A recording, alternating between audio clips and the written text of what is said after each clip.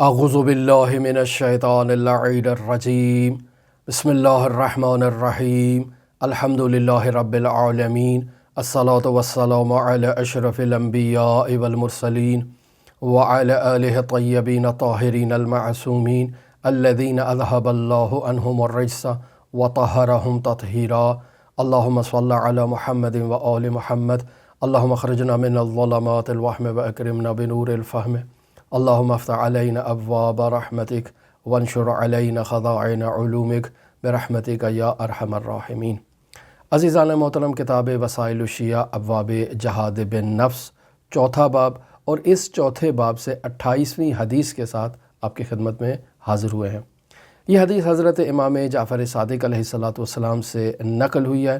کہ امام جعفر صادق رسول خدا صلی اللہ علیہ وآلہ وسلم سے ان کلمات کو نقل فرما رہے ہیں کہ مومن میں 8 خصوصیات کا ہونا ضروری ہے۔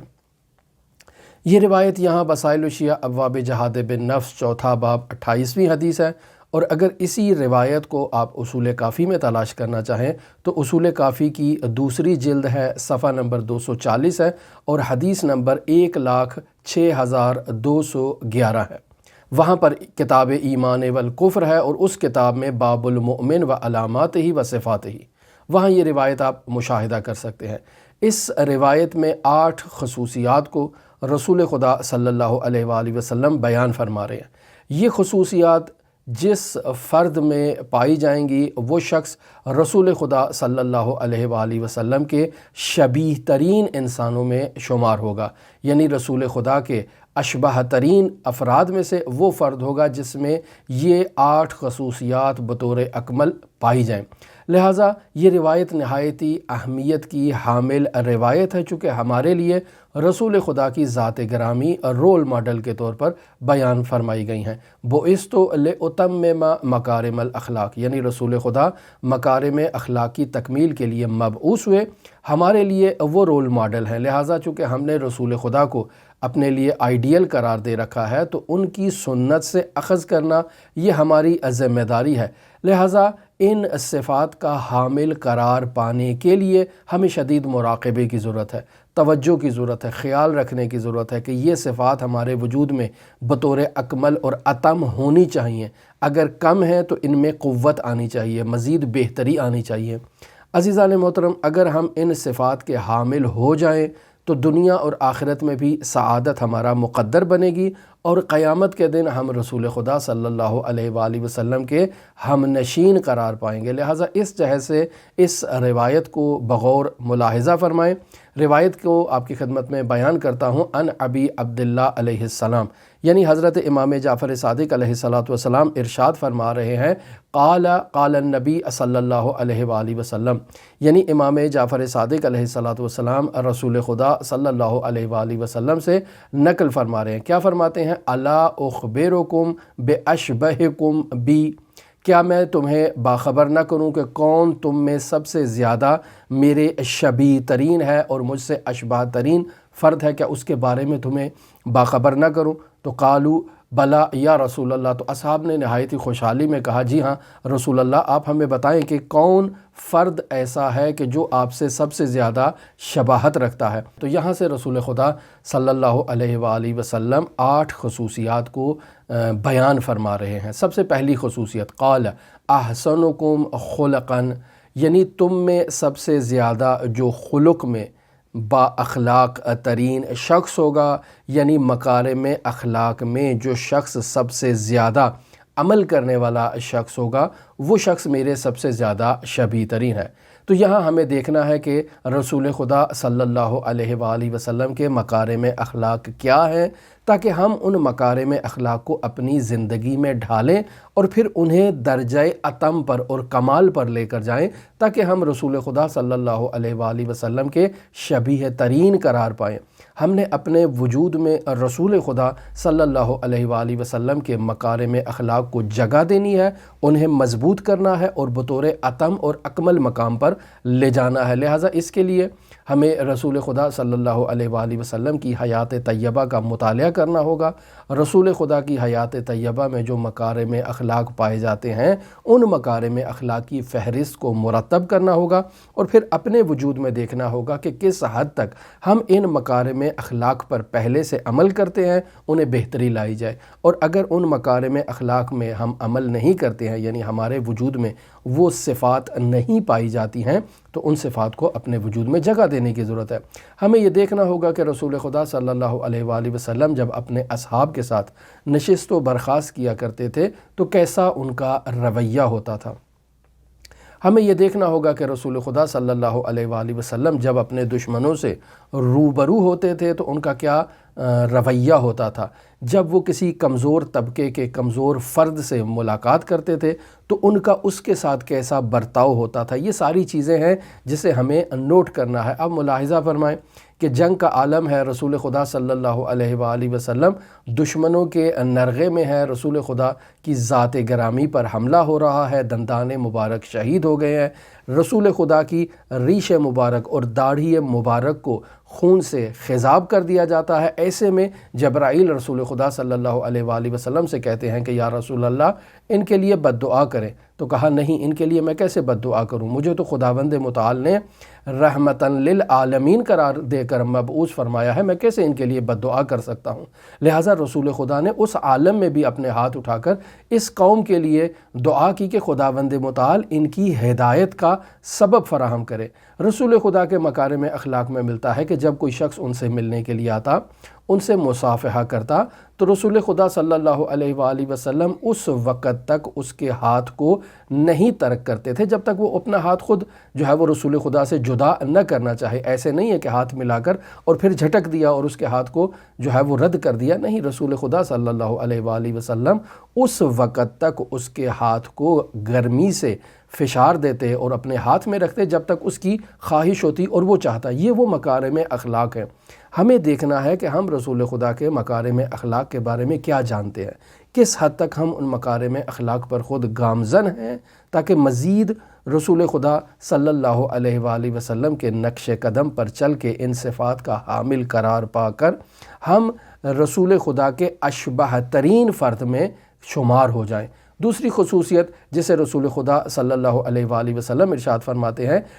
ہیں وَعَلِيَنُكُمْ كَنَفًا، یعنی تم میں مجھ سے سب سے زیادہ شبیہ ترین وہ فرد ہے کہ جو نرم ترین اور حامی ترین اور پشت پناہ ترین اور محافظ ترین شخص ہوگا اس شخص کی نسبت کہ جو آپ کی خدمت میں پناہ لینے کے لیے آتا ہے۔ کنف یعنی پناہ لینا، یعنی محافظ قرار دینا، یعنی کسی کی حفاظت، کسی کو اپنی حفاظت میں لے لینا۔ تو جب ہمارے پاس کوئی شخص آئے، ہم سے پناہ کا تقاضا کرے، ہم سے مدد کا تقاضا کرے، تو کیا ہم اس کے ساتھ نرم رویہ اپناتے ہیں؟ کیا ہم اسے اپنی پناہ میں لیتے ہیں؟ کیا ہم اس کی حفاظت کرتے ہیں؟ کیا ہم اس کی ضروریات کا خیال رکھتے ہیں؟ رسول خدا صلی اللہ علیہ وآلہ وسلم کی ذات گرامی تو بعثت سے پہلے ہی مکہ والوں کے درمیان جوان مردی میں اور مردانگی میں شہرت رکھتے تھے کہ مکہ میں ان سے زیادہ جوان مرد ترین کوئی فرد ہے ہی نہیں۔ تو ہمیں اپنے وجود میں جھانک کر دیکھنا ہے کہ ہم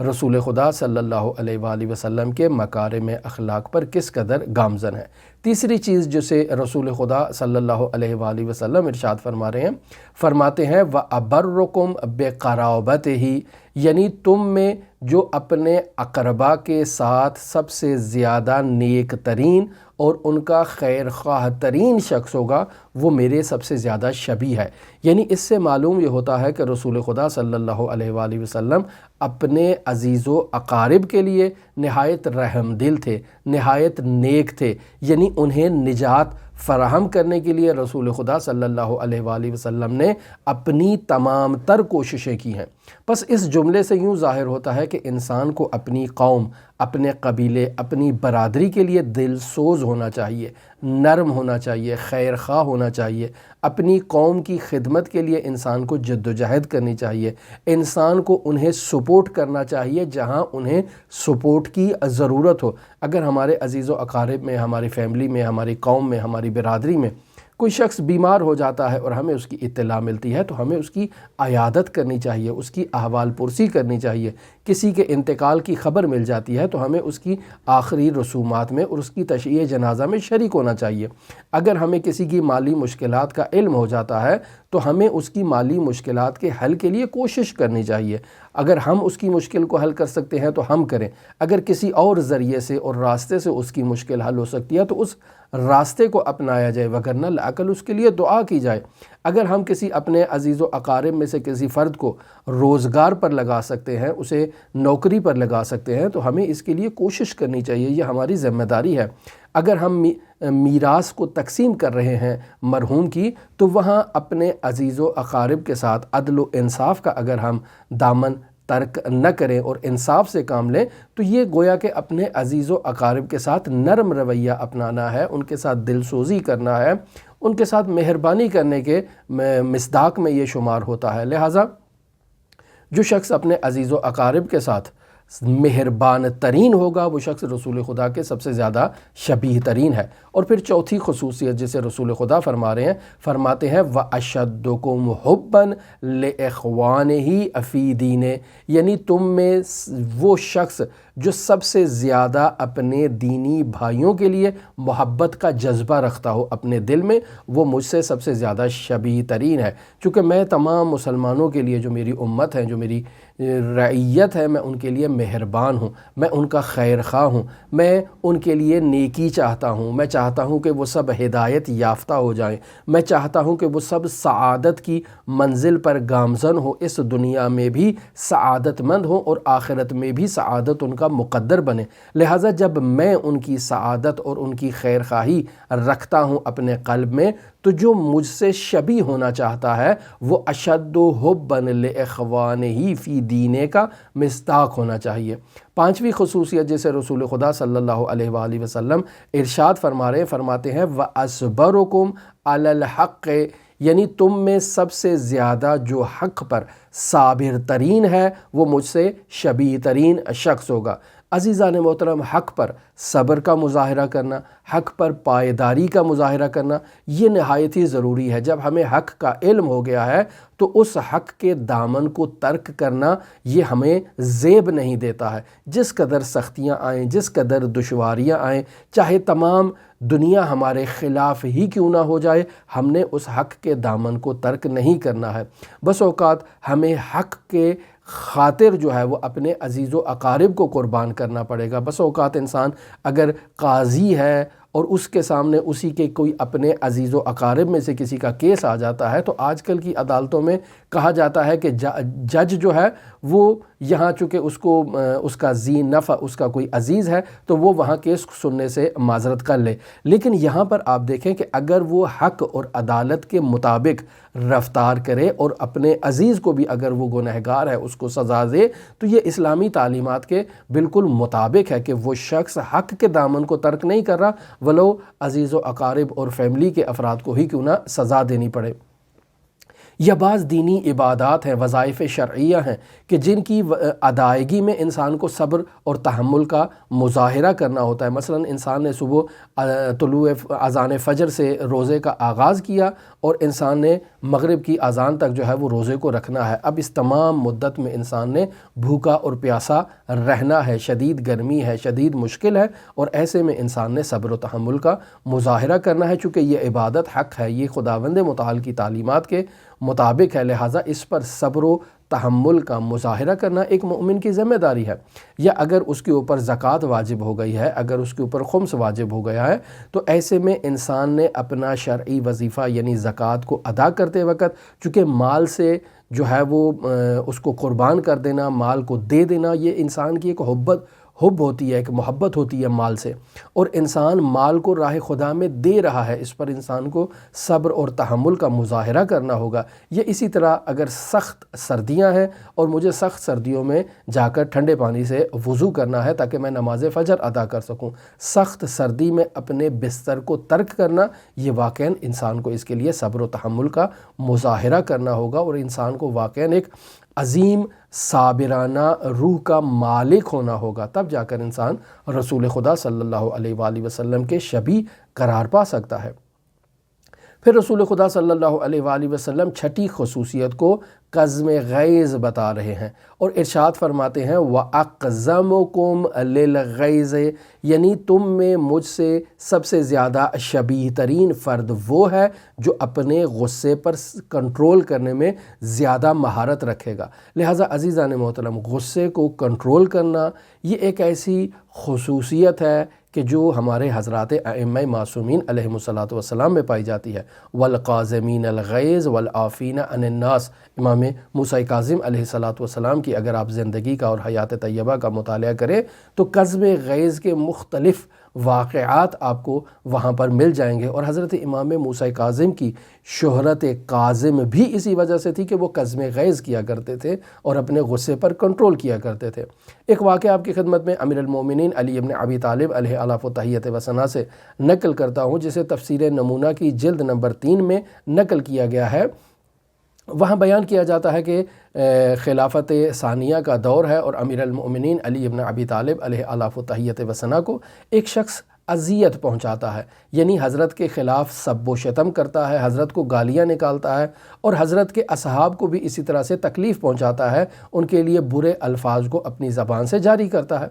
ایسے میں لوگ آتے ہیں اور آ کر امیر المومنین سے کہتے ہیں کہ اگر آپ رخصت دیں، اگر آپ اجازت دیں تو ہم اس کو قتل کر دیتے ہیں۔ تو کہا نہیں، ایسا قتل کرنا تو بہت آسان ہے، اس کا دل جیتنا اصل مردانگی ہے اور اصل کمال کی بات ہے۔ لہٰذا امیر المومنین پوچھتے ہیں کہ بتاؤ یہ شخص کہاں رہتا ہے؟ کہا یہ مدینہ کے اطراف میں جو ہے وہ رہتا ہے۔ ایڈریس لیا، امیر المومنین اس کے پیچھے چلے جاتے ہیں، دیکھتے ہیں کہ وہ اپنی زراعت میں، اپنی فصل میں جو ہے وہ زراعت کرنے میں مصروف ہے۔ امیر المومنین اس کی فصل میں داخل ہو جاتے ہیں، وہ دور سے دیکھ کر امیر المومنین کو آواز دیتا ہے اور کہتا ہے کہ میری فصل خراب نہ کرو، لیکن امیر المومنین اس کی پرواہ نہیں کرتے ہیں، اس کے قریب جاتے ہیں اور اس کو کہتے ہیں کہ میں نے آپ کی فصل کو خراب کیا ہے، میں معذرت چاہتا ہوں، بتائیں کتنا خرچہ کیا ہے آپ نے اس فصل پر؟ کہا میں نے اس کے اوپر 100 دینار جو ہے وہ خرچ کیے ہیں۔ کہا کتنی آمدن کی توقع ہے؟ تو کہا مجھے کوئی علم غیب تو نہیں ہے۔ کہا پھر بھی ایک تقریبی تم بتاؤ۔ کہا 200 دینار کی مجھے توقع ہے۔ تو حضرت نے 300 دینار نکال کر اس کو تھمائے اور کہا چونکہ آپ کی فصل میرے وجہ سے خراب ہوئی ہے، لہٰذا یہ 300 دینار جو ہیں وہ آپ لے لیں، اور جو آپ کی فصل بچی ہے یہ بھی آپ کی ہے، میں اس میں آپ سے مطالبہ نہیں کرتا ہوں۔ اب وہ شخص امیر المؤمنین کے اس رویے کو دیکھ کر نہایت متاثر ہوتا ہے۔ امیر المؤمنین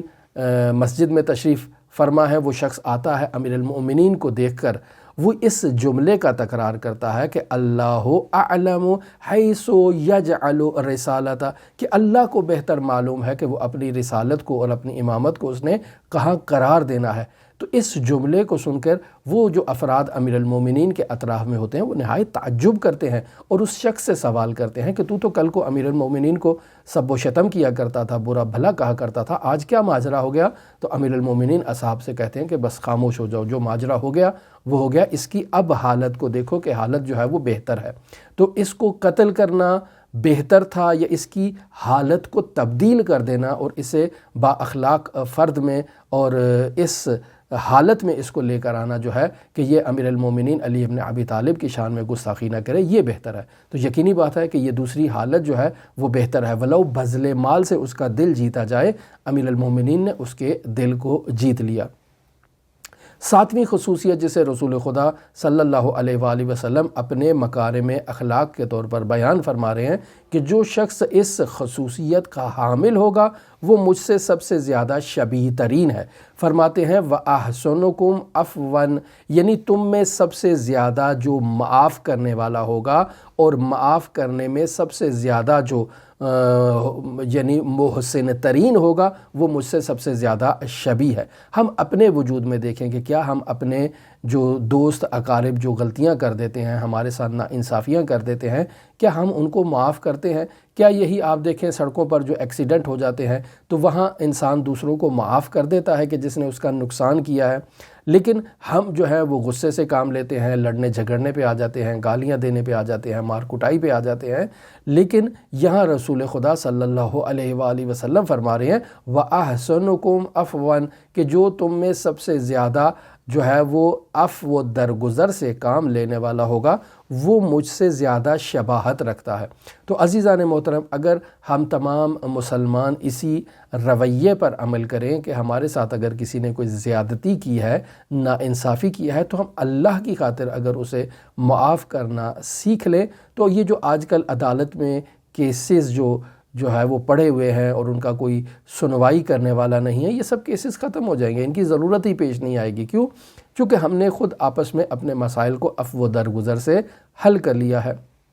8ویں چیز جسے رسول خدا صلی اللہ علیہ وآلہ وسلم اپنے مکارم اخلاق کے طور پر بیان فرما رہے ہیں، فرماتے ہیں وَأَشَدُّكُم مِّن نَفْسِهِ إِنصَافًا فِي الرِّضَا وَالْغَضَبِ، یعنی تم میں مجھ سے سب سے زیادہ شبیہ ترین وہ شخص ہوگا جو رضا کی حالت میں یعنی خوشنودی کی حالت میں اور غیظ و غضب کی حالت میں جو انصاف کرنے والا ہوگا۔ یعنی اگر آپ کسی سے راضی ہیں تب بھی انصاف کے دامن کو تھامے رکھیں، اور اگر کسی پر غصہ ہے اور غیظ و غضب میں ہے تب بھی انصاف کے دامن کو تھام کے رکھنا یہ ہماری ذمہ داری ہے، اور انصاف سے کام لینا یہ ہماری ذمہ داری ہے۔ لہٰذا عزیزان محترم، اگر اس بات پر توجہ کی جائے کہ تمام مکارم اخلاق کو جمع کیا جائے اور ان مکارم اخلاق میں کہا جائے کہ سب سے زیادہ جو افضل ترین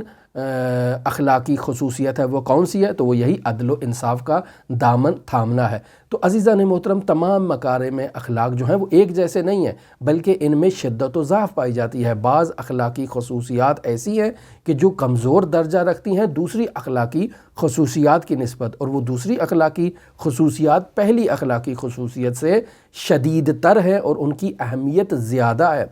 عدل و انصاف انہی اخلاقی خصوصیات میں سے ہے کہ اس کو اسلامی تعلیمات میں افضل ترین مکارم اخلاق کے طور پر متعارف کروایا گیا ہے۔ لہٰذا دیکھیں کہ امیر المومنین علی ابن ابی طالب علیہ آلاف و تحیت و ثنا سے غرر الحکم میں ایک حدیث نقل ہے 805 جس کا نمبر ہے۔ وہاں حضرت سید الاوصیاء علیہ السلام ارشاد فرماتے ہیں الانصاف افضل الفضائل، کہ انصاف جو ہے اگر فضائل کی فہرست کو مرتب کیا جائے تو اس فہرست میں انصاف سب سے ٹاپ لیول پر موجود ہے۔ اور خداوند متعال کے اوصاف میں بھی ایک صفت جو ہے وہ خداوند متعال کا منصف ہونا ہے۔ خداوند متعال عدل و انصاف سے کام لیتا ہے، لہٰذا انصاف کو خود خداوند متعال کے اوصاف میں شمار کیا گیا ہے کہ وہ منصف ہے، وہ عادل ہے۔ لہٰذا عزیزان محترم، اگر ہم اپنی زندگی میں عدل و انصاف سے کام لیں گے تو یہ صفت ہمارے وجود میں آنے سے ہم خداوند متعال کی جو اوصاف ہیں اس کے حامل ہو جائیں گے کہ ہم بھی خداوند متعال کی طرح عدل و انصاف سے کام لیتے ہیں، ولو ہم جو ہے وہ ضعیف ترین مرتبے پر ہیں اور وہ خداوند متعال جو ہے اس سے ہمارا قابل قیاس نہیں، لیکن بالآخر ایک شباہت تو ہمارے وجود میں پائی جاتی ہے۔ اور اسی طرح سے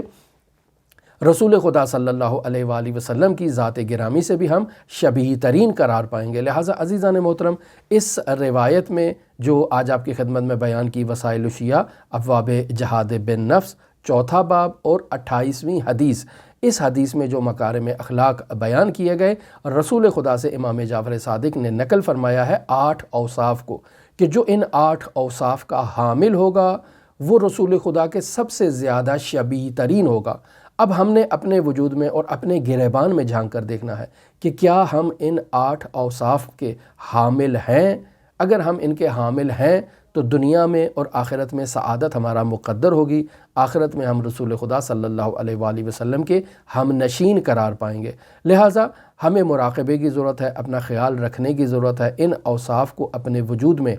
درجہ کمال پر لانے کی ضرورت ہے تاکہ ہم رسول خدا کے شبیہ ترین جو ہے وہ افراد میں سے قرار پائیں جو ان سے مشابہت رکھتے ہیں۔ تو ہماری دعا ہے کہ خداوند متعال ہمیں یہ توفیق عطا فرمائے کہ ہم رسول خدا کے ان مکارم اخلاق کو اپنے وجود میں جگہ دیں۔ ہماری دعا ہے کہ خداوند متعال منجی عالم بشریت حضرت صاحب العصر والزمان کے ظہور میں تعجیل فرمائے۔ آپ تمام عزیزان کے لیے امام علی ابن موسیٰ الرضا کی نورانی بارگاہ میں نائب الزیارہ بھی ہیں اور دعا گو بھی ہیں۔ اللہم صلی علی محمد و آل محمد وعجل فرج قائم آل محمد۔